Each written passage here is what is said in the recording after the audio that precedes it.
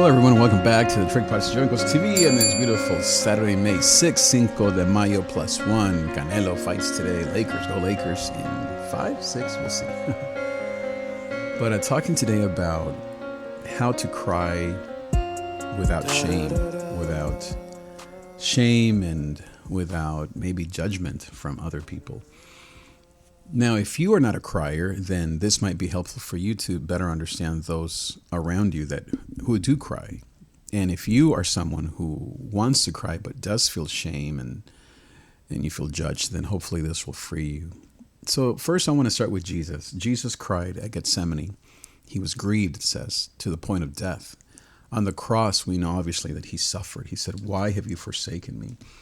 At Lazarus' tomb, his friend, so we're talking now friendship, love, and friendship tears. He cried and he wept for his friend. So nobody can tell me that Jesus didn't cry or that he only cried because he was living a higher purpose. No, he cried as a human being, and nobody around him said, "Stop crying." The disciples told him to stop loving children. So how about that one? Would you rather be judged for crying or loving children? Both really are equally terrible. The disciples were judging Jesus because he was loving children. In the same way, sometimes we are judged. I know it's happened to me many, many times. It just happened to me yesterday for being someone who is emotional, who cries, who feels things deeply. I have a friend who actually celebrates that in me. He always tells me, "Trig, you feel things deeply. That's why I love you so much." Because he doesn't. It's hard for him to feel things deeply. But other people, I have another friend who was very judgmental. She was saying, "Oh, you shouldn't do that. Satan is in those feelings and the peace of God isn't with you because you're crying." Her point of view and her experience is that when she cries, she feels out of control. I don't. For her, it seems like when she's crying, she's giving in to the devil or into maybe not trusting God. For me, it's the opposite. I feel closer to God when I'm in tears. I feel closer to God when I'm desperate. I feel closer to God when, quote, I lose perspective. Because, didn't Paul say it? "In my weakness, then God is my strength." Weakness feels like not being strong. And as I said, most people don't quite understand how to be weak. I think many churches don't know, many people, certainly maybe individuals who are more logical or maybe more doers. They don't quite, if anything, they run away from feelings because of what I mentioned.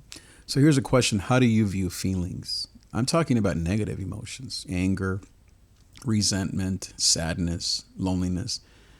If you judge those things as ungodly, then you may have a problem with being real, with being vulnerable. So I want to explain a little bit of the centers of intelligence and the different types of people that we have in this world. And maybe you can see what type you are and learn. So actually, before I do that, I did want to say that one of the things my father-in-law would always say to me is, "Don't get too low, David. Don't get too low." And that's the thing that I would advise for the hard types. Don't get too low. Don't go to that place of despair and suicidal thoughts and depression and just full on giving up. All of those feelings are available to us that are in the hard type, the 2, 3s, and 4s. So you have to be aware. But we all have to be aware. The doers have to be aware of being exhausted. The thinkers have to be very aware. Our dog Daisy, she's barking at the neighbors. Have to be aware of not overthinking or of maybe being too busy or always looking for fun, to stop thinking, or maybe over being with people. So the argument that some of my friends, well-meaning of course, will often give me with emotions is that emotions can lead to despair. It's true. That emotions are a sign of weakness. That's not true. That emotions are almost like anti-Christ. That's not true either. I mentioned different instances, different times when Jesus or Paul or David, it says that my tears are my friend day and night, he said. No one judged him for that. We don't often quote that verse because of our own maybe hang-ups with emotions and tears. But David himself said, "My tears are my friend or my companion day and night. That's truth. That's how those of us who are of the heart type feel. David was a heart type, no doubt. A psalmist, a worshiper, a songwriter. He built instruments. He was an artist, a warrior king. He was a heart type. And so that's why it made sense that he writes so eloquently. Now, not everybody likes David because, at least not that part of him. We think of his sin, we think of his being a great king in the temple, and we love the Psalms, but we don't want to be the Psalms. I have no problem being the Psalms. I write Psalms based on the Psalms that are just as, quote, depressive, and yet always turning to God.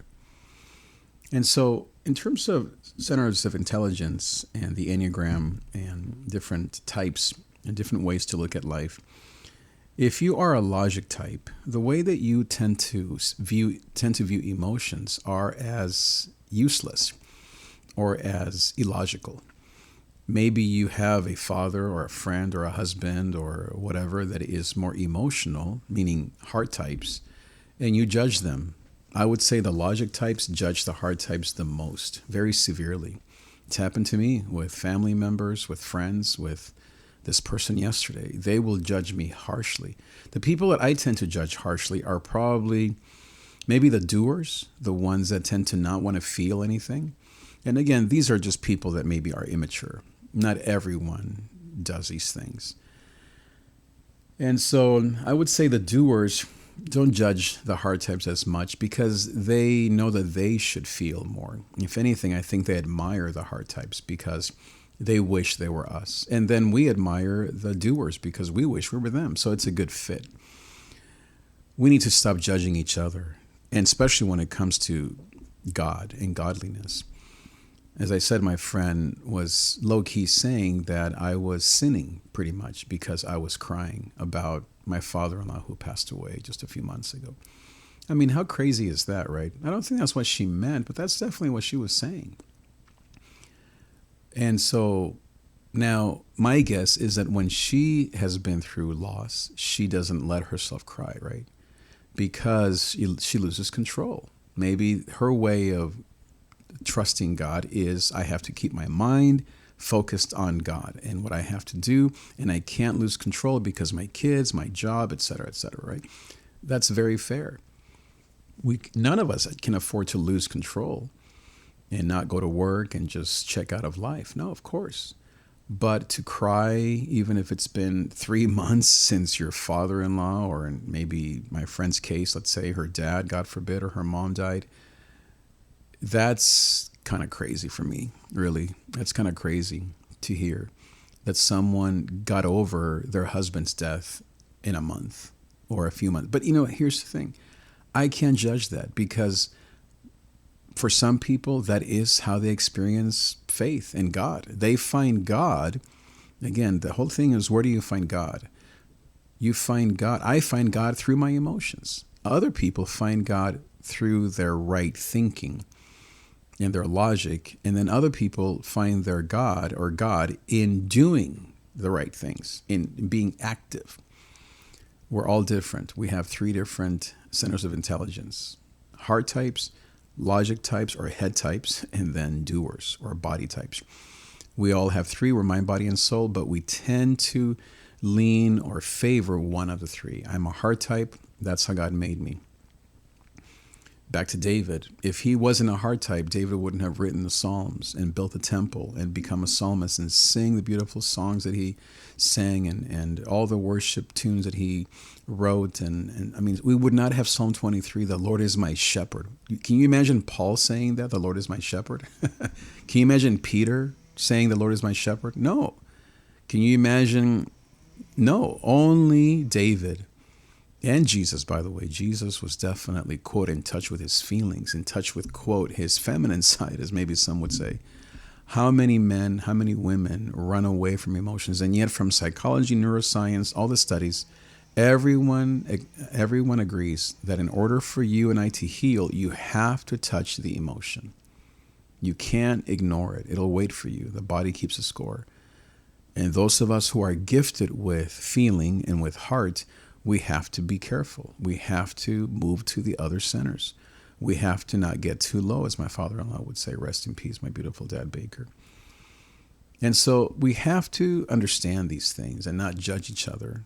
And as I said at the beginning, if you are a heart type, I want to give you permission to say that we find God in our emotions. We're not running away from God. We're not disobeying God. We're not lacking God.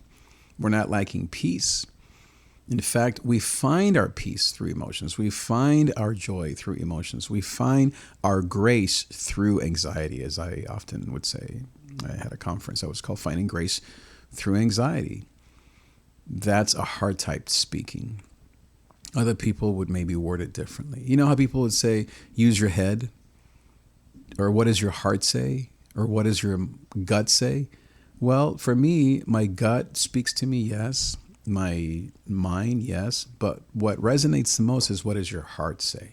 For you, it might not be that. For you, what resonates most is what does your mind or your logic or your head say? What is logical? For other people, what resonates the most is what does your gut say? What is your instinct? What is your body? What does your gut say? We have to learn how to do all three. And yet we are going to always lean, or as I said, prefer, or we're going to want one more than the other.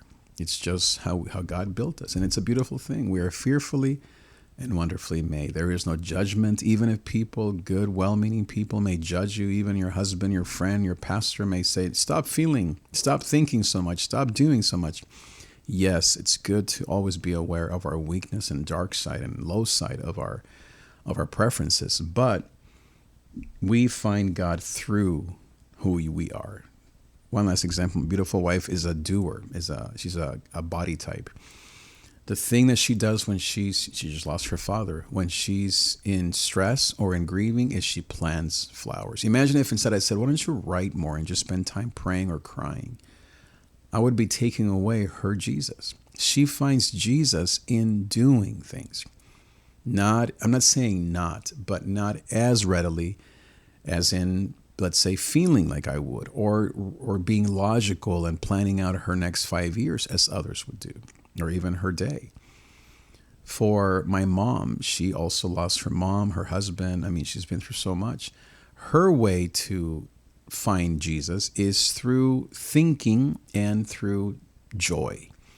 She loves to be with her sister, be here with me now, to do things, but yet most of all, she's a 7, to look for the next adventure. But really, it all comes down to her thoughts. She's in her head a lot. She's thinking. And so to not give in to the low side of her thinking, meaning fear, anxiety, and maybe depression. I don't think she's any of those things, but she's learned to move to her joy. And for me, I find God not when I am holding my feelings in, not when I am just doing the right thing or doing. No, if anything, I find the devil in those things sometimes. I find Jesus, I find peace, I find love. I feel at peace when I feel. And I let those emotions out. I let the river run through it, and guess what happens? The water stops, the rain stops, and the sun comes out. That's the process. And we all have similar but not the same processes. So I hope that at least introduces some of these concepts that I have learned through the years of counseling and also studying and my own coaching and training that I've done in terms of understanding who we are and how we heal, how we find peace. And so I hope that this helps. And by the way, if you would like my coaching, one-on-one coaching, and go over these things, you can DM me, email me, text me, or you can just go to davidTrig.com/coaching, davidTrig.com/coaching. You can see my calendar there, and we can get started. Thank you again for being here, and I will see you next time. Adios. Don't like the way I am. Why don't you fix me? Everything that I do, all you say is no good.